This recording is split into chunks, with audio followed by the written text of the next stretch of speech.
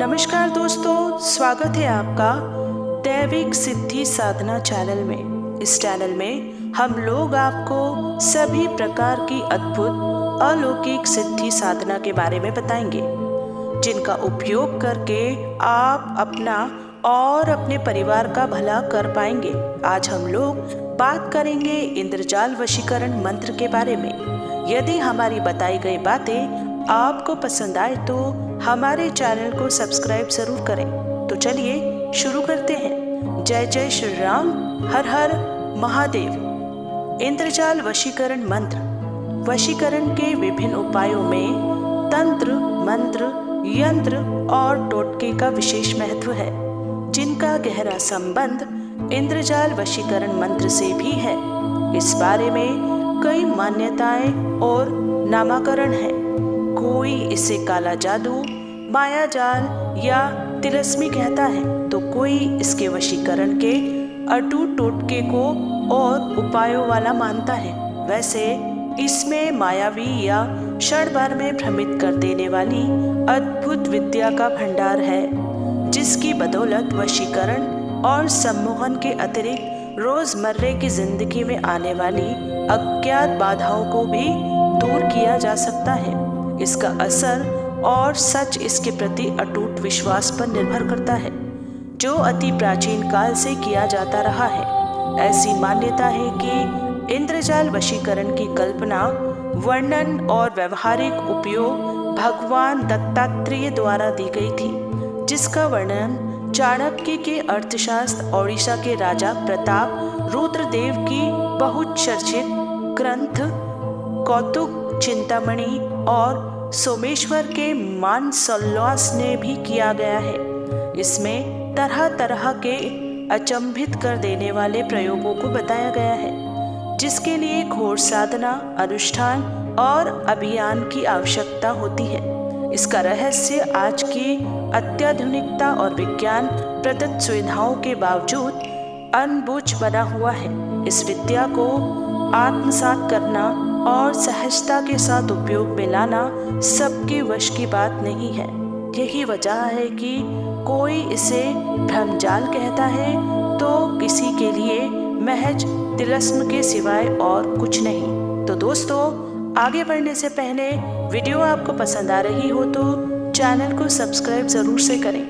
इंद्रजाल वशीकरण ऐसी जनश्रुति है कि इसके इस्तेमाल से आँख, मन और मस्तिष्क पलक झपकते ही धोखा खा जाते हैं। इस विद्या यानी इंद्रजाल के जानकार और उपयोग करने वाले ऐन्द्रजालिक कहे जाते हैं। वे इसमें समाहित संपूर्ण तंत्र, मंत्र और यंत्र के विद्वान होते हैं, जिनका उपयोग समस्याओं के समाधान और हित के लिए करते हैं।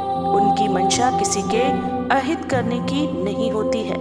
वैसे उनकी नज़र में यह बौद्धिकता से भरी एक करामाती प्रयोग से असरकारी बनता है, जिनसे सकारात्मक और नकारात्मक दोनों तरह की स्थितियां पैदा की जा सकती हैं। यहाँ दोनों तरह के प्रभाव व्यक्ति विशेष की ज़रूरतों पर निर्भर करता है। यानी कि जो बातें किसी के लिए बहुउपयोगी हैं, वहीं दूसरों के लिए निरर्थक या नुकसानदायक हो सकती है।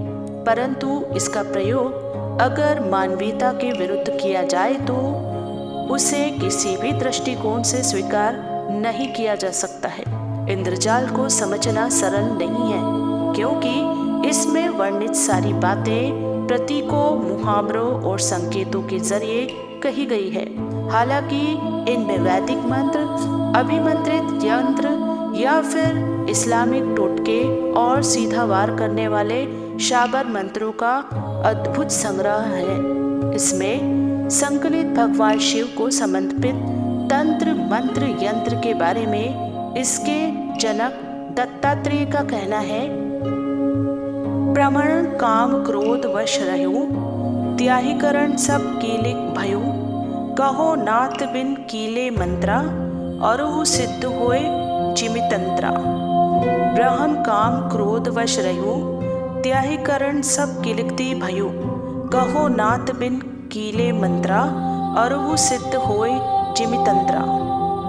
इनमें शिव दत्तात्रेय वार्तालाप के क्रम में भगवान शिव द्वारा बताए गए तांत्रिक प्रयोग हैं, जिसमें षटकर्मों, शांति कर्म, वशीकरण, स्तवन, विद्वेषण, उच्चाटन और मारण में किए जाने वाले तांत्रिक प्रयोगों का संपूर्णता के साथ विवरण दिया गया है। रोग, कृत्य और ग्रह आदि का निवारण शांतिकरण है तथा अधिसंख्य लोगों या बड़ी संख्या में मनुष्यों को वश में कर लेना वशीकरण है।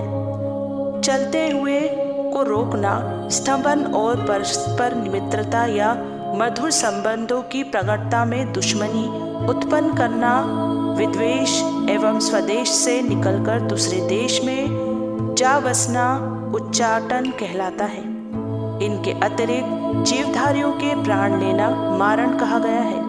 इसके अतिरिक्त इसमें रसायन विज्ञान, औषधि विज्ञान आदि के बारे में चर्चा की गई है। तो दोस्तों, आगे बढ़ने से पहले यदि आपने अभी तक हमारे चैनल को सब्सक्राइब नहीं किया है तो तुरंत ही हमारे चैनल को सब्सक्राइब करें। धन्यवाद। इंद्रजाल वशीकरण में यौन दोष संबंधी स्तंभन, प्रेत, पिशाच, डाकिनी आदि के निवारण संबंधी उच्चाघटन और दुश्मन को खत्म करने के मारण जैसे उपाय तक बताए गए हैं। इनसे संबंधित सटीक मंत्र और तंत्र का प्रयोग करने वाले तांत्रिक की अपनी खास विशिष्टता होती है।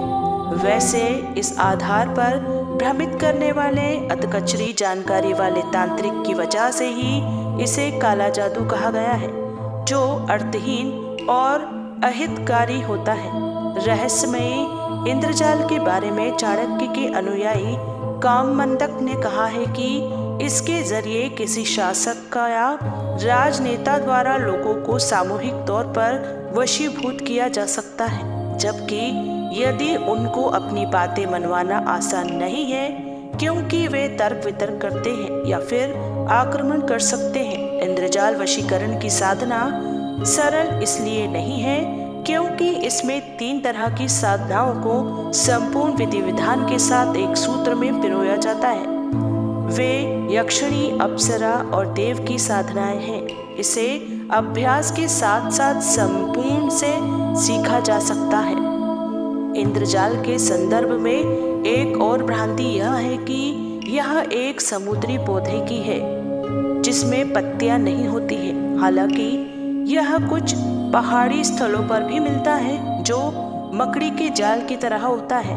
इसे दुर्लभ और अमूल्य बताया गया है। इसकी महिमा का जिक्र डामरतंत्र, रावण सहित और विश्वास आदि ग्रंथों में पूजा स्थल में रखी जाने वाली वस्तु के रूप में की गई है। मान्यता के मुताबिक इसके विधि विधान के साथ साफ कपड़े में लपेटकर पूजा घर में रखने से कई तरह के लाभ होते हैं। इसके प्रभाव से घर को भूत, प्रेत, जादू टोना, बुरी नजर से बचाया जा सकता है। कुछ तांत्रिक इसकी लकड़ी को गले में पहन के की सलाह देते हैं, जिससे आकस्मिक आने वाली या बाधाओं से मुक्ति मिलती है। इंद्रजाल तंत्र मंत्र में वर्णित कुछ बातें अजूबा इसलिए लगती हैं क्योंकि ये चमत्कार जैसे होते हैं, जैसे नींबू से खून निकलना, छन्नी में पानी जमा हो जाना, अंडे का स्वतः उछल कूद करना, घंटे भर में पौधे का बड़ा हो जाना, आग में कपड़े का नहीं जलना, देखते ही देखते साफ आकाश में बादल छा जाना इत्यादि। इन सब के पीछे विज्ञान की विविध शाखाएं काम करती हैं, जिसे सामान्य व्यक्ति नहीं समझ सकता और यह उनको भ्रमित कर देती है। इंद्रजाल पढ़ने या इस्तेमाल करने संबंधित कुछ तथ्य पर भी ध्यान दिया जाना चाहिए, जो हिदायतें भी हो सकती हैं।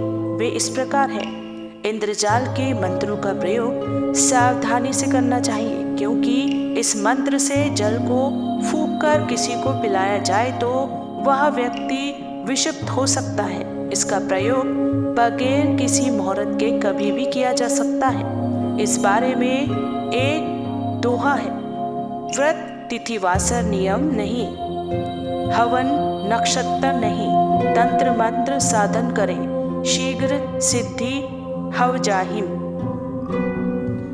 इंद्रजाल की पुस्तक को लाल कपड़े में लपेट कर रखना चाहिए। शीघ्र भावना में बह जाने वाले या किसी आत्मा के प्रभाव में आए हुए व्यक्ति को इसका मंत्र नहीं पढ़ना चाहिए। इसका नकारात्मक प्रभाव पड़ सकता है। तो दोस्तों, आज के लिए केवल इतना ही। हम आशा करते हैं कि हमारी प्रस्तुति आपको पसंद आई होगी। अपने विचार अभिव्यक्त करने के लिए कमेंट करें, वीडियो को लाइक करें, शेयर करें और कृपया करके चैनल को सब्सक्राइब जरूर से करें। हम लोग आपके मंगल जीवन की कामना करते हैं। सदा स्वस्थ रहें, मस्त रहें और व्यस्त रहें। मिलते हैं अगले वीडियो में। तब तक आप लोग अपना ध्यान रखिएगा। जय जय श्री राम। हर हर महादेव।